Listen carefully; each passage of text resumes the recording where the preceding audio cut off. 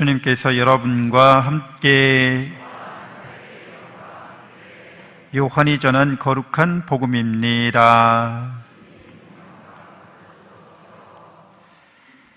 그때 예수님께서는 올리브산으로 가셨다. 이른 아침에 예수님께서 다시 성전에 가시니 온 백성이 그분께 모여들었다. 그래서 그분께서는 앉으셔서 그들을 가르치셨다. 그때 율법학자들과 바리사이들이 가늠하다 붙잡힌 여자를 끌고 와서 가운데 세워놓고 예수님께 말하였다. 스승님, 이 여자가 가늠하다 현장에서 붙잡혔습니다. 모세는 율법에서 이런 여자에게 돌을 던져 죽이라고 우리에게 명령하였습니다. 스승님 생각은 어떠하십니까? 그들은 예수님을 시험하여 고소할 구실을 만들려고 그렇게 말한 것이다. 그러나 예수님께서는 몸을 굽히시어 손가락으로 땅에 무엇인가 쓰기 시작하셨다. 그들이 줄곧 물어대자 예수님께서 몸을 일으키시어 그들에게 이르셨다. 너희 가운데 죄 없는 자가 먼저 저 여자에게 돌을 던져라. 그리고 다시 몸을 굽히시어 땅에 무엇인가 쓰셨다. 그들은 이 말씀을 듣고 나이 많은 자들부터 시작하여 하나씩 떠나갔다.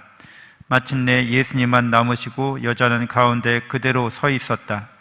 예수님께서 몸을 일으키시고 그 여자에게 여인아, 그 자들이 어디 있느냐? 너를 단죄한 자가 아무도 없느냐? 하고 물으셨다. 그 여자가 선생님, 아무도 없습니다 하고 대답하자 예수님께서 이르셨다. 나도 너를 단죄하지 않는다. 가거라. 그리고 이제부터는 다시는 죄짓지 마라. 주님의 말씀입니다.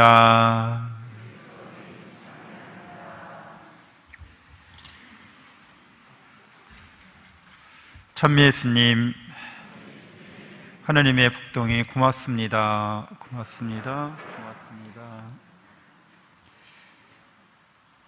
네, 오늘 강론은 땅에 쓰신 글씨라는 제목으로 함께 나누도록 하겠습니다.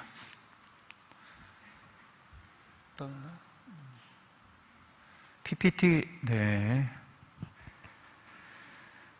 땅에 쓰신 글씨는 예수님께서 오늘 복음에서와 같이 현장에서 붙잡혀온 여자가 있었는데 가늠하다 잡힌 여자예요.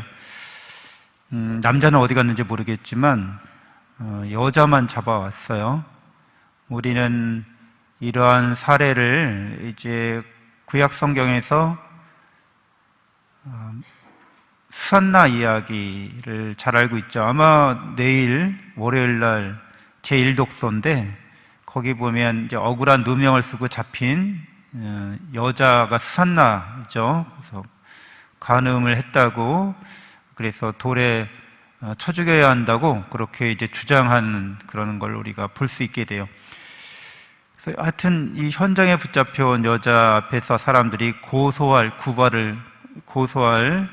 그런 이제 구실을 찾으려고 하고 있는데, 그 구실이라고 하는 것이 이제 율법에 따라서 이 여자를 처리해야 되는지 어떤지 선생님 생각은 어떠십니까? 그래서 율법에 따라서 처형하면 안 된다라고 이야기하면 당장 율법을 무시하는 사람으로서 예수님의 권위를 무너뜨릴 수 있는 거죠.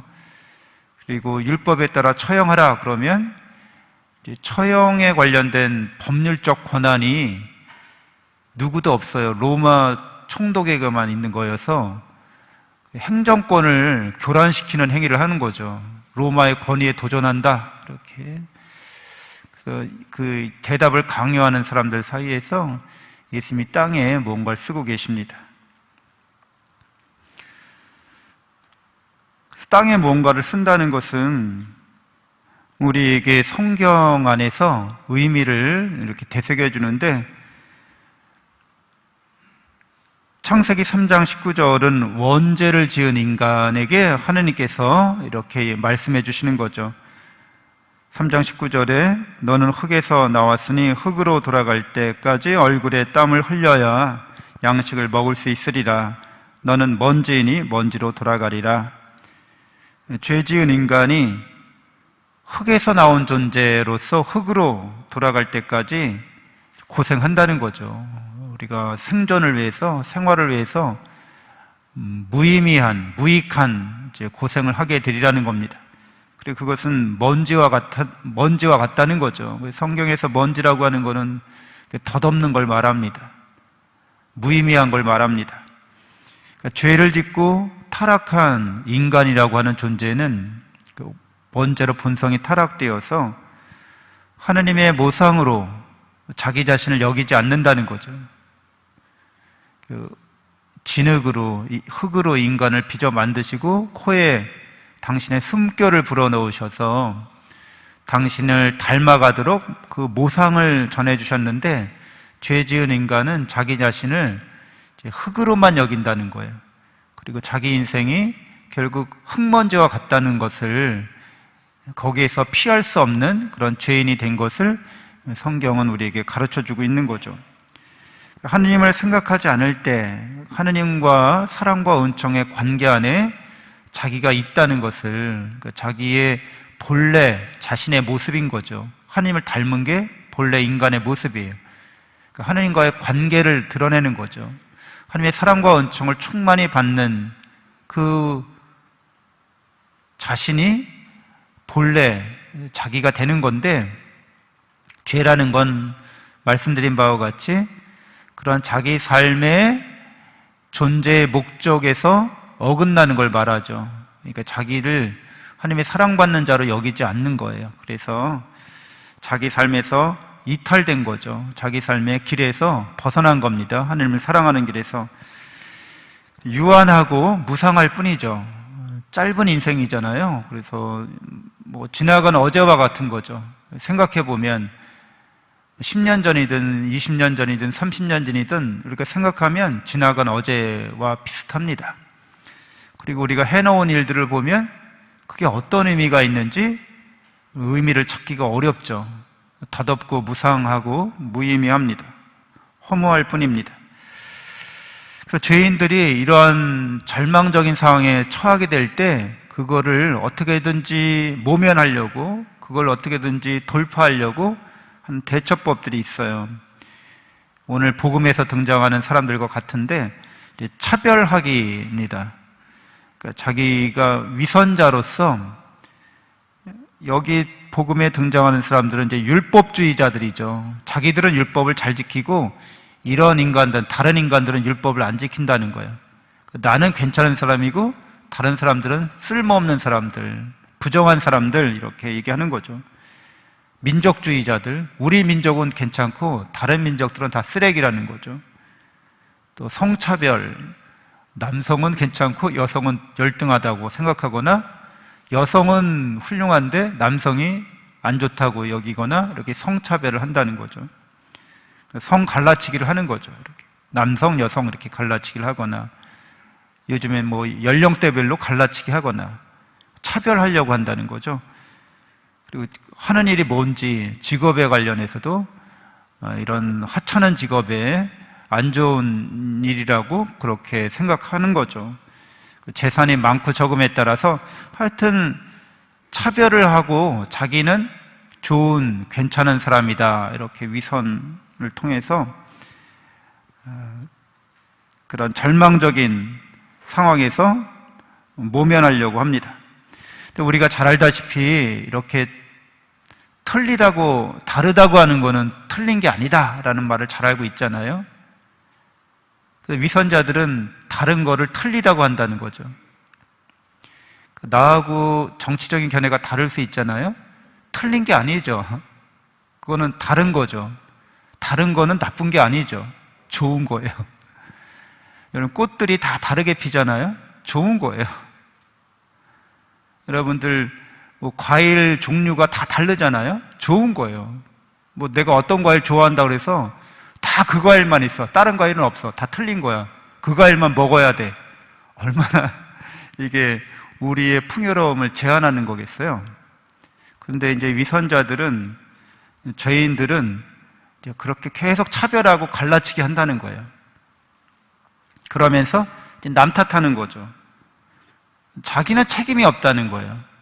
우리가 이제 미사 때 다 했지만 제 탓이요, 제 탓이요, 저희 큰 탓입니다. 이거는 내가 책임이 있다는 말인데, 이런 죄인들은 남을 탓하면서 나는 책임이 없기 때문에 모든 탓과 책임은 외부로 돌리게 됩니다. 다 저 사람 탓이고 사회 탓이고 뭐 조상 탓이고 계속 자기의 탓과 자기의 책임은 회피하려고 한다는 거죠. 이런 오늘 복음에 등장하는 사람들이 자신들은 탓이 없고 어떤 사회 구조 때문에 어떤 사람이 죄 짓는 상황에 그들의 수준에 못 미치는 상황에 처하게 됐는데도 그건 저 사람들 탓이고 내 탓은 아니라고 보는 거죠. 그럴 리가 없죠. 왜? 우리가 함께 공동체를 이루어가기 때문에 공동체 안에서 일어나는 일들에서 나는 쏙 빠질 수가 없는 거예요. 어떻게든 직간접적으로 연결되어 있습니다. 남 탓하면서 결국에는 이제 어떤 위기가 왔을 때 희생양을 찾는 거죠. 그래서 큰 재난이나 큰 어떤 어려움을 겪을 때 우리의 화풀이 대상을 찾는 겁니다. 우리의 분노의 대상을 찾아서 그 사람에게 쏟아붓는 거죠. 그 사람은 보통 차별당하는 사람이고 탓을 뒤집어 쓴 사람이죠. 그러니까 우리의 모든 이 분노를 그 상대방에게, 희생양에게 쏟아부어서 문제를 임시적으로 이렇게 모면하는 것으로, 임시 변통하는 쪽으로 그렇게 살아가는 겁니다. 죄악의 구조를 그래서 이렇게 계속해서 연장시키려고 합니다. 이런 패턴으로 뭐 문제가 생길 때마다, 자기 죄가 드러날 때마다, 사회적으로 큰 죄로 말미암은 큰 재난이나 재앙이 닥칠 때마다 차별하고 남 탓하고 희생양 찾으면서 그 위기를 계속 연장시켜 가는 겁니다. 이런 방식이 은혜로운 방식은 아니죠. 그래서 죄인의 막다른 길에 대해서 성경은 이렇게 얘기해 줍니다. 예레미야서 17장 13절인데요. 이스라엘의 희망이신 주님, 당신을 저버린 자는 누구나 수치를 당하고 당신에게서 돌아선 자는 땅에 새겨지리이다. 그들이 생수의 원천이신 주님을 버린 탓입니다. 그러니까 우리를 구원하실 수 있는, 우리를 죄악의 이런 상황에서 우리를 건져주실 수 있는 하느님을 버리고 계속해서 하느님을 닮아가지 않는 길을, 이 세상을 향한 길을 걸어가는 사람들은 땅에 새겨지리이다, 이렇게 얘기합니다. 오늘 예수님이 땅에 뭔가 쓰시는데, 여러분들 어렸을 때 이렇게 장난치면서 흙장난하거나 이러면서 땅에 뭔가를 쓰기도 하고 그리기도 하고 뭐 땅 따먹기 놀이도 하고 그랬을 텐데, 어떠세요? 저기 이제 놀이 시간이 끝나면 훅훅 이렇게 하면 지워져 버리죠. 덧없고 허무한 삶을 뜻합니다. 땅에 새겨졌다는 건 그냥 지워진다는 걸 의미하기도 합니다. 그래서 땅에 새겨진 자들, 바로 죄인들이라는 거죠. 그들의 삶이 의미 없고 근거 없고 희망 없고 절망적이라는 것을 뜻합니다. 죄인은 오늘 현장에서 붙잡혀온 이 죄인, 여인은 그래서 육체적인 죽음을 맞이하는 위기에 처하게 됩니다. 사회적 죽음도 맞이하게 되는 거죠. 얼마나 큰 모욕과 수치를 당하고 있습니까? 그리고 영적 죽음의 위기에 처합니다. 희망이 없다는 거죠. 하느님께 나아가는, 사랑으로 하느님께 가까이 나아가는 그런 희망을 발견할 수가 없습니다. 삼중 위기죠. 이렇게 육체적 죽음의 공포, 사회적 죽음의 수치, 영적 죽음의 절망에서 벗어날 수 없는 인간을 드러냅니다. 우리들도 살아가면서 죽음의 공포를 겪기도 하고, 사회적으로 내가 망신당하거나 수치와 모욕을 당해서 얼굴을 들고 살 수 없을 정도로 그렇게 사회적 죽음을 맞이할 수도 있는데, 중요한 거는 내가 영적으로 죽음을 맞이하는 거죠. 그래서 내 삶이 어디에서 와서 어디로 가는지도 모르고, 내 삶이 어떤 의미가 있는지도 찾지 못하겠고, 내 삶에서 희망을 더 이상 건져 올릴 수가 없는 상태를 말합니다. 그래서 예수님께서는 이러한 막다른 곳에 처한 죄인들에게 구원의 은총을 베푸십니다. 그래서 우리가 구원의 은총을 받고 예수님께 이렇게 구원받은 사람으로서 살아가는 길을 가르쳐 주시는데, 우리의 타락한 본성을 깨닫게 하신다는 거죠. 우리가 다 죄인이라는 거예요. 그래서 우리 마음속 깊은 곳에 타락한 이기적인 욕망이 늘 부글부글 끓고 있다는 거죠. 내가 어떤 말과 행동을 할 때 깊이 성찰하면 그 안에 타락한 본성으로 말미암아서 이기적인 욕망으로 어떤 말과 행동을 한다는 거죠. 깊이 들어가 보면. 그래서 우리가 죄인임을, 하나님을 떠난 자임을 이제 일깨워 주십니다. 하나님께로부터 멀어진 자들이라는 거죠. 그런데 그 타락한 본성을 다시 깨끗하게 해주십니다. 땅에 뭔가를 썼다고 하는 것은 쉽게 지울 수도 있다는 거죠, 예수님이. 그러니까 우리가 아무리 죄를 지어도 하나님께서는 우리를 다시 죄를 용서하시고 깨끗하게 해주실 수 있는 분이라는 거예요. 그분께만 돌아오면. 그리고 그분께서는, 예수님께서는 우리의 죄악을 당신의 탓으로 돌리십니다. 내 탓이다, 이렇게 하신다는 거죠. 이 말은 우리의 죄악에 대해서 당신께서 책임을 지신다는 겁니다. 너희의 죄악은 내가 반드시 책임지고 내가 너희를 그것으로부터 깨끗하게 해주고 구원해 주리라, 이렇게 말씀해 주신다는 거죠.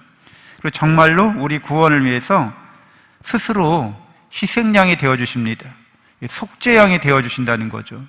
죄악을 없애시기 위해서 당신이 십자가에서 당신 몸을 바치시는 것처럼 헌신하신다는 겁니다. 그래서 그 사랑을 믿고, 예수 그리스도의 사랑을 믿고 그 사랑 안에서 생활하는 사람들은 죄로부터 구원받은 사람들이 됩니다. 하느님의 사랑을 깨달은 사람이 됩니다. 그리고 믿을 수 있는 사람이 되는 거죠. 그래서 영원한 생명과 행복을 받게 됩니다.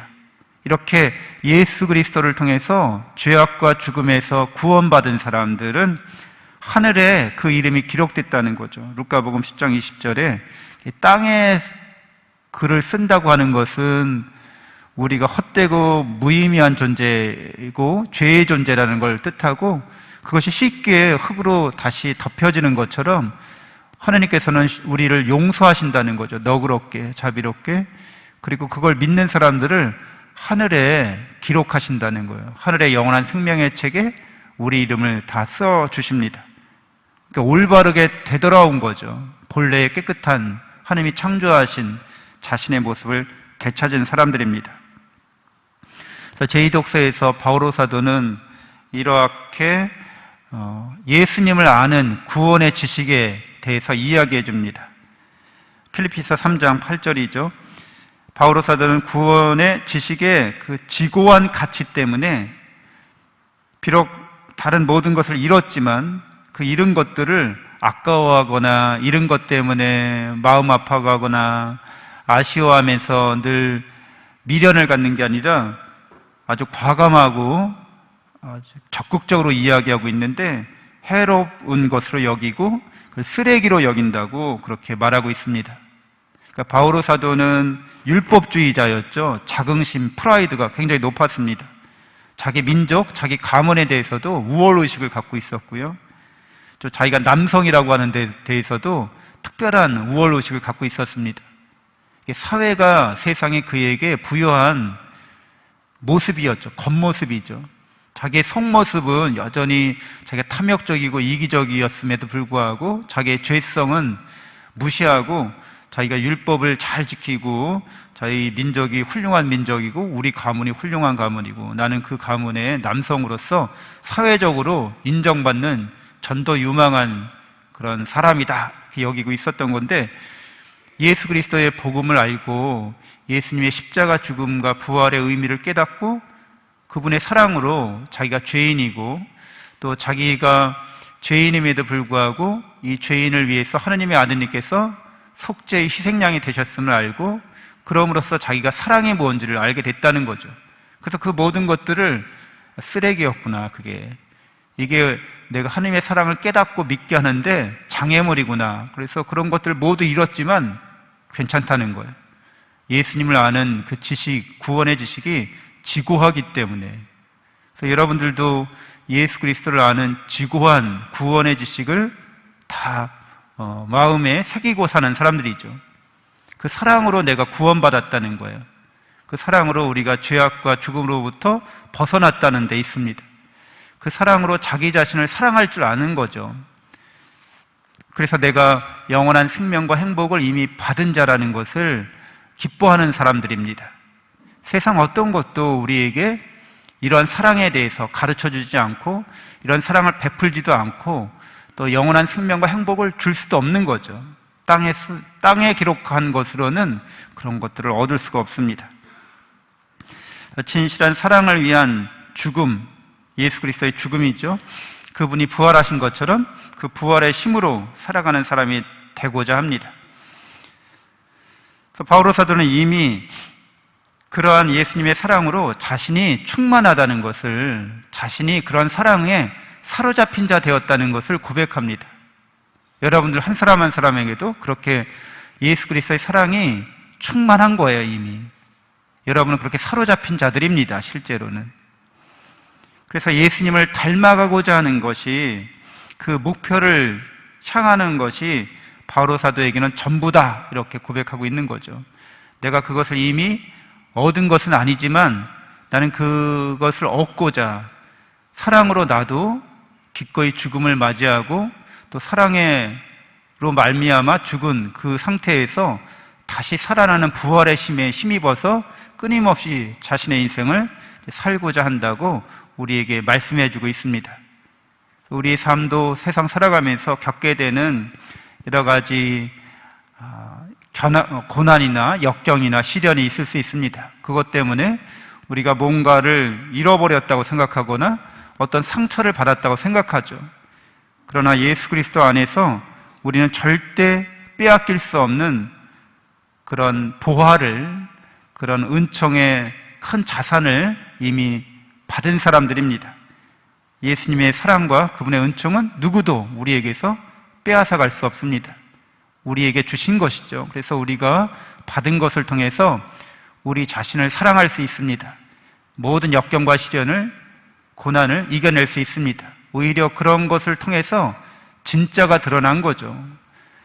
그리고 가짜로 드러난 것에 대해서 나에게 생명을 주지도 못하고 나에게 행복을 주지도 못하는 거짓된 것에 대해서 바오로 사도처럼 해롭다고, 그건 쓰레기였다고 그렇게 여길 수도 있습니다.